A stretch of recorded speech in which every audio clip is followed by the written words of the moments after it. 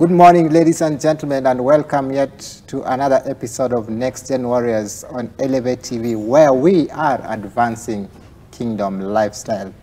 And it is the Christmas season, ladies and gentlemen, and us here at Elevate TV, too, are celebrating Christmas with the young generation. And today, as your host, Collins Otas, is always, I have somebody on set today who is just going to tackle the right topic of the season. That is, what does Christmas mean for young people? And this guy is so much decorated with so much, I don't know whether to call them titles. Pastor Bernard Warui, as I've said, is a pastor at Hope Alive in Kamulu. He's also an author. He's married to one wife and has 3 children. And he also runs mentorship programs for the young people. Ladies and gentlemen, I wish you were here to just clap as we welcome the guest. But because you can't, help me welcome the guest. Thank you. Pastor Bernard, how are you? Thank you. Thank you. I'm very well. Welcome on set. Thank you. It's been a long time coming. Yeah, but Finally. I'm glad that we are here. Finally, you're here. Yes, yes. Wow. Youth and Christmas. Yes. You know, just yesterday was Christmas. And today is, they say Boxing Day. Boxing Day. But you see, the Christmas spirit has not died. And It's the still festivities will go past Exactly. the 1st of January 2021. Yes. What does it mean for a young man in this season? Thank you very much, and thank you for having me. Like you've said, I'm a pastor, Worldwide Gospel Church Worldwide of Gospel Kenya Church in of Kamulu, Kenya. and I'm delighted to be here. When I think about Christmas, first and foremost, from a general perspective, for Christians, it's a time that we celebrate the gift of God, the greatest gift that He ever gave us. And therefore, it is a time to take stock, think about this gift that He gave us. How have I responded to this gift that I have been given?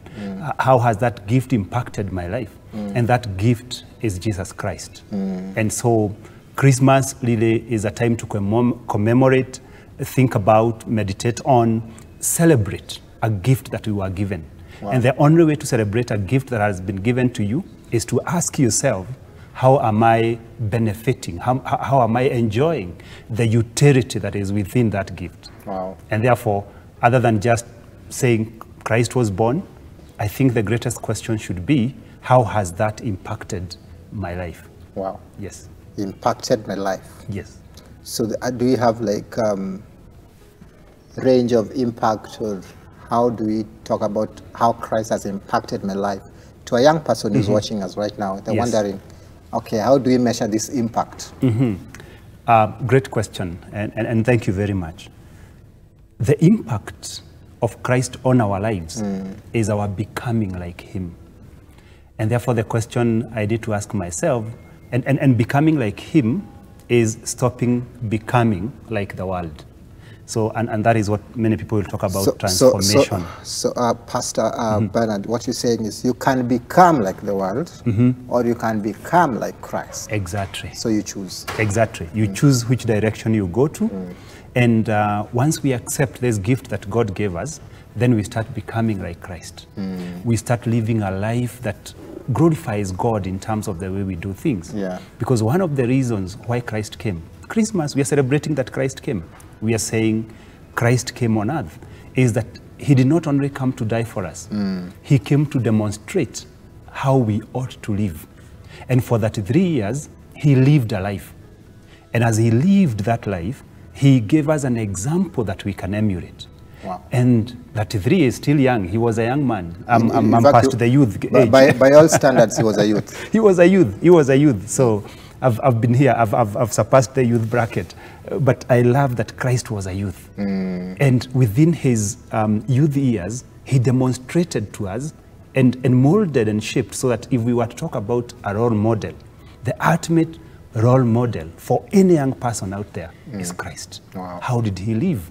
How did He relate with God? And you know, there's something about young people. There's the energy that comes to the young people. There's the oomph that comes with the young people. Yes. And during these festivities, there are so many things going on. There are parties everywhere. People are eating chicken and slaughtering goats everywhere. And so there's a lot of energy being exuded out there. Yeah. But as young people and as a program that is channeled towards the young people, we need to bring the young people into accountability during this season. So how do we do that, maybe as a pastor, as a youth mentor? What are some of the things that you think are very important for young people during these festivities so that they are still accountable even as they enjoy the festivities? A few things. Number one, I must remind them that these festivities are temporary. They're just here for a short time. The year is coming to an end. If today is 26th, then in 4 or 5 days we'll be in 2021. And therefore, whatever you do now, you must ensure that you don't lose focus, you don't lose sight of tomorrow, you don't lose sight of the future, so that you don't allow this moment where you feel energetic, you want to do this road trip, you want to go and do this bash, you want to drink and have merry and fun.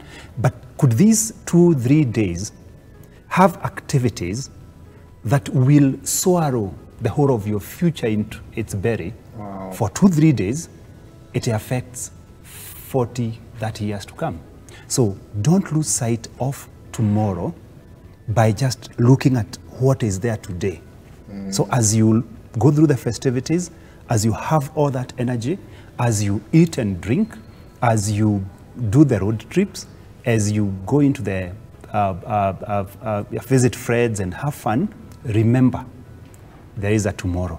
There's a tomorrow. And tomorrow is longer than today. So don't allow today to swallow the tomorrow. Wow. Yeah. And you know there's an African saying, Yes. Somewhere where I come from, that you should not lose sight of the elephant by chasing a squirrel. That's the thing. So the today might be the squirrel, and the tomorrow might be the elephant. So you chase the squirrel, get it, but there is nothing you can do with it after you've caught it. Yes, you've caught it. It's so small. It's so small, and there is very little you can do with it, but you've lost a great opportunity. Yeah. So some young people will want to go and have fun, enjoy themselves, do all the manner of things they would want to do, but what they are doing is that they're allowing themselves to get the squirrel. Then after that, there's nothing. Wow. The tomorrow years are here, and something they did messed them up, including sometimes bringing death. I remember one time driving, it must have been during these festivities, driving down the Eastern Bypass, and I find this Subaru that has rolled. Wow. And in the Subaru, you find like 7, 8, 9 young people who are in there. They were drunk, some scattered everywhere. So sad, huh? And it's an early morning. I was coming from a prayer meeting. They were coming from a different place. And, you know, young people's lives end just like that. Just like that. They get injuries just like that. Bills in hospitals just like that. And you see, these are the young people that you're trying to reach out with. Exactly. And so maybe I'm wondering, of course, yeah, you're saying we're doing all these things, you know, you're saying we are partying. Yeah. But what are the alternatives? Like, what are the options? What options do you have as young people? Yeah. Because you people, maybe in church, you're boring, you know? You're not giving us options. Wow, yeah. So maybe we need to go out there and party. So what can you tell such a young person with that mentality? Yeah, I think what we might be lacking is innovativeness, and coming from a perspective where we always expect people to do things for us. But there are a few things that I would want to suggest to young people. And number one is that be innovative. Be innovative. If what the people that you consider should be giving you is not palatable to you, is not pleasurable to you, then why can't you yourself be innovative and come up with something that will occupy your time, but number two, will be productive? The other thing that I would advise young people is hang out with people with whom you hold the same values. Hang up with people with whom, when you're talking, you are in sync. You're not losing focus, because sometimes what happens around this time is that most young people don't want to miss out. They don't want to miss out when they sit together and they're having discussions. They don't want to miss out when people are posting on social media. Social media has become a very dangerous place. When they go and see how their friends are doing their status, on where they have been, on what they have been doing, on the road trips they have been taking, on the bashes they have been attending. These young persons don't want to be left out. They don't want to miss out. Yeah. But the question I want to ask is, are the people that you are associating with, are the people that you're working with, people of similar values like yours? Yeah. So that we still can't do a road trip. It's not sinful to do a road trip. It's not sinful. But the question is, as we do that road trip, what else are we doing, which will be brought about by who are we going with? So it's the company. The company that you keep. If, so that we don't just have to go to church for keshas. We don't have to, we can go out on holiday. But when you go out with the right company, then you are assured of involving yourself in activities that fit within your value system.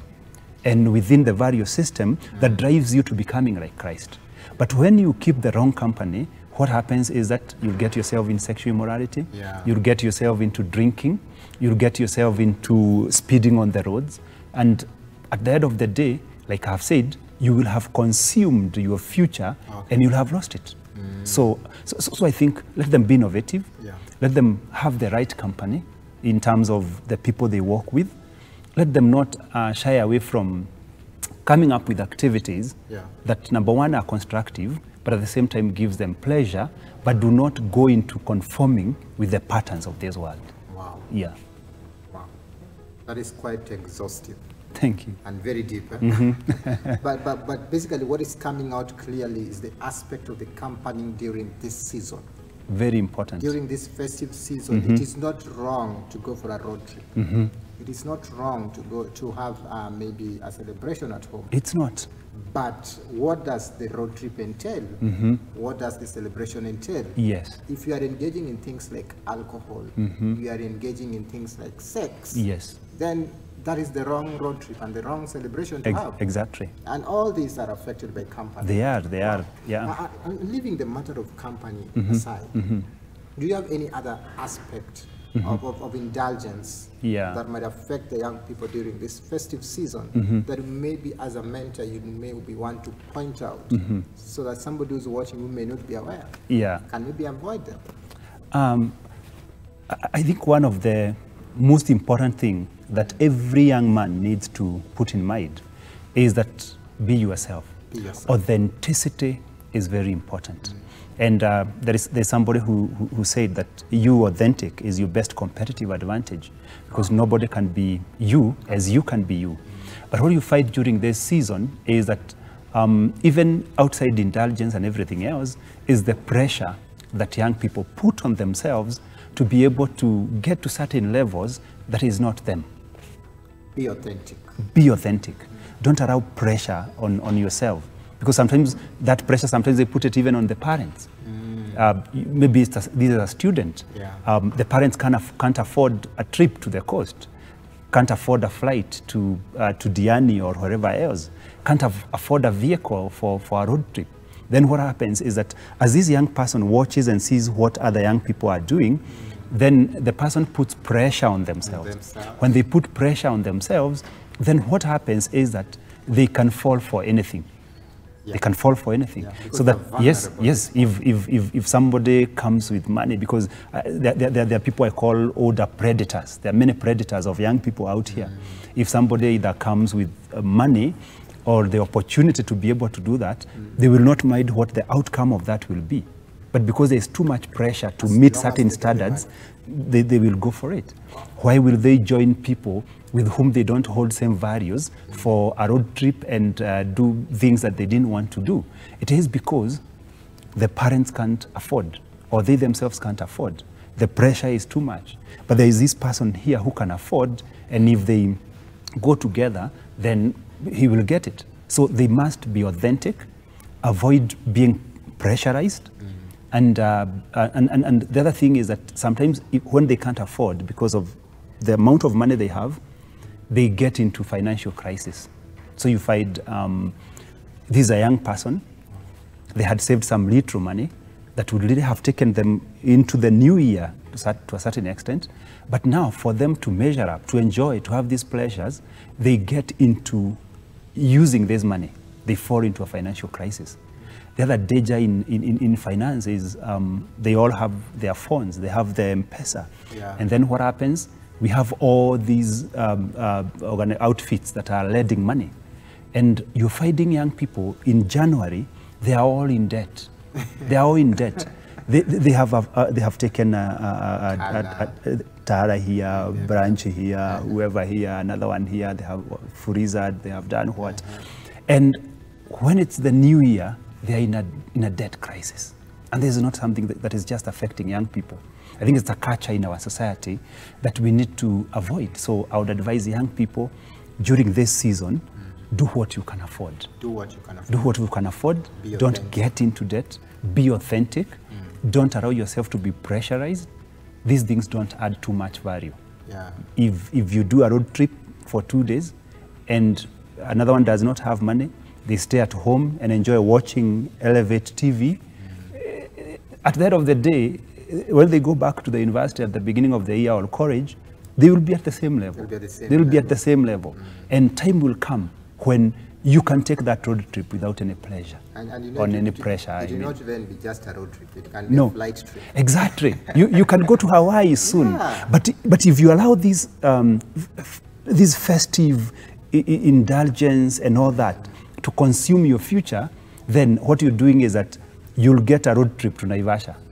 And that road trip to Naivasha will consume your ability to take a flight to Hawaii or to whichever other destination that you desire. Yeah. So it's very important for you to be authentic, just do what you can. But bottom line, always remember, this is about Christ and about becoming like Christ. Don't do anything outside becoming like Christ. Wow. Yeah. So ladies and gentlemen, just in case you're joining us right now and you're wondering what is happening on Elevate TV on this wonderful Saturday morning, this is NEXTGEN Warriors, and we are talking about young people and Christmas, or rather young people and the festivities, because Christmas is just a name. Anyway, it's about Christ, as Pastor Bernard puts it. It's not about you. It's not about you getting drunk. It's not about you going for that road trip. It is about Christ. As long as you become the person Christ intends you to be through the Word of God, then you're on the right track. Anything else outside that, you're on the wrong track. And that's not what this festivities is all about. So coming back to you, Pastor. Yes.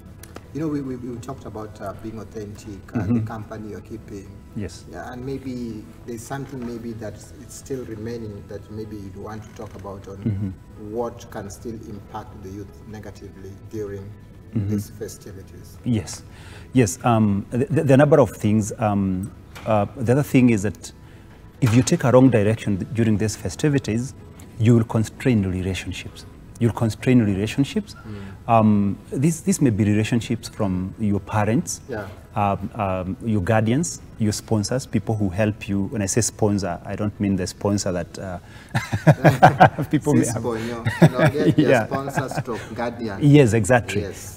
People who are putting quite an input in terms of your growth. Yes. And you find during these festivities, there are a lot of disputes at home. Young people cannot be able to sit down and reason with their parents. They cannot be able to follow instructions in terms of what the parents are saying. And there is nothing as dangerous as when you constrain crucial relationships that are divine. You know, Corinth, imagine the world had more than 1 billion people, but God chose that person to be your parent. Yeah. God chose that person to be your guardian. That's a divine establishment. Yeah. And it's very important that you don't allow anything to constrain that relationship. So that January, you want to have a conversation with your daddy or your mom in terms of where you go after this. Maybe you've finished one level and you want to go to the next level. Yeah. But during these 3-4 days of festivities, you constrained that relationship. You messed it up. You went, yes, you went out drinking, you went hanging out with people that they did not approve of, and now you don't have a very good relationship with them. So as you do all this, what I would advise young people, guard relationships zealously. Wow. You can sacrifice a road trip. You can sacrifice a drinking spree. You can sacrifice going out and having fun for the sake of maintaining and sustaining relationships that are enriching and that are able to lift you up. That is very, very important. The other thing that I would want to talk about is don't allow your values to be compromised. Don't allow your values. Don't allow your values to be compromised. So that means in the first place you must have values. You must have a basket of values. As a young person, you cannot survive in the world that you are living in without a basket of values. Because what a basket of values does for you, my brother Collins, is that it helps you to be in charge of your life. Because there are enough things, there are enough people who are willing to drive your life if you're not in charge. They're willing to tell you this is the philosophy to follow, this is the way to go. If you want to be rich, this is how to be rich. If you want to be famous, this is how to be famous. But you must be in charge. Otherwise, you'll be lost. So, Pastor, what you're saying is it is these values that someone has that like define their life, exactly, and their lifestyle. Exactly. And so these values in this aspect or in this context must be positive. Must be positive. These are virtues. Virtues. These are the things that I value. Yes, these are virtues. It's a basket of a virtue of honesty, a virtue of hard working, a virtue of faithfulness, virtue. You saying I want to remain virgin until marriage. I don't want to engage in any sexual activity until I am married and such. So you have that full basket. Keep it in perspective. And I always tell people that you don't prepare to overcome a temptation when the temptation arises. You anticipate the temptation. So there is the aspect of anticipation. You anticipate the temptation and prepare yourself in terms of how will I respond, because this will arise. Definitely. Sexual temptation will arise. Greed in terms of wanting all this money and all this will arise. All these things will arise. But the question is, when they come, how will I respond? How am I prepared? And how am I prepared? And you can only respond based on the basket of values that you have. If somebody comes and invites me for a birthday bash, and I look at my basket of values, and what I'm seeing is that I can't take alcohol. Yeah. And I ask this friend of mine, in that birthday bash or this Christmas bash that you've prepared, will there be alcohol? And then the person tells me, yes. I'm already prepared in terms of how will I respond. And you must be firm, because there's something that I say, and I have learned myself, people sometimes don't like it. You must learn to say no and not feel guilty about it. You must learn to say no and not feel guilty. But we have so many young people, and especially during such a season, who are yes, yes, yes, and yes, and another yes. So it is okay to disappoint your friend. It's okay to disappoint your friend, and you don't owe them an explanation. If they invite you for a road trip, they invite you for a drinking spree, they invite you for a bash in their home. Nowadays, they're even inviting people for sex parties. You can say no. You owe no one an explanation. Your no is enough. Your no is enough. It is the values that you have. Be a person who can say no and not feel guilty. That, thank you for inviting me, but I won't come. Don't allow them to pressure you and make you go. So don't compromise your values. Don't compromise your values. Yeah, and that is what the Bible says. Don't conform to the patterns of this world. There's something that is also important to remember, and I think Christmas has been hijacked. There are people who are out there to make money regardless of who gets harmed along the way. They're out to make money.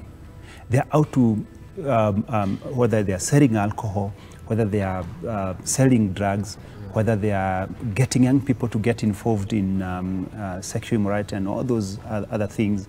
It's very important for every young person not to think that everybody who gives me things that make me feel like I'm finding pleasure, they're out for my good. Some are out for commercial purposes. They are getting you into those things because they're giving them money. It's unfortunate, and it's unfortunate that even in Nairobi, you'll find even things like strip clubs, where young people are being taken in and being given instruction. You have to do these things and do this and that. Yeah. But the objective of this is that there is someone with a commercial objective who is trading with you. You may think that you're finding pleasure. You may think that you are enjoying. You may think that this person is so concerned about me. They're taking me all the way to this huge hotel and for us to do these things. But they are on a business adventure. They're making money. But they're making money at the expense of your future. Wow. They're making money at the expense of your emotional well-being. Wow. Because, yes. Well, you know, my director is on my case. We need to take a short break. Okay. But just hold that thought. I'll hold it. I hope it doesn't get lost. It won't. So, ladies and gentlemen, we are going on a short break, and we'll be back with more insight from Pastor Bernard.